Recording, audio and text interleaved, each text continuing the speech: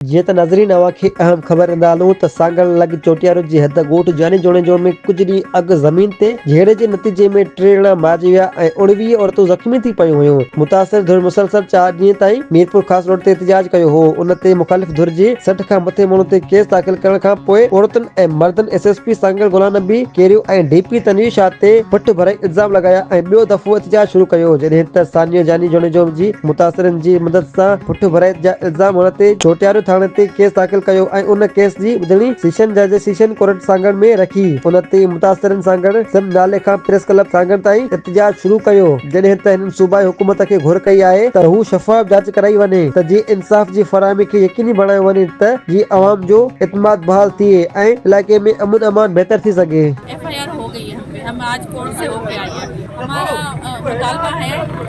बिलावल साहब भुट्टो से कि हमें इंसाफ दिया जाए, क्योंकि इसने जो एफआईआर करवाई है हम पे,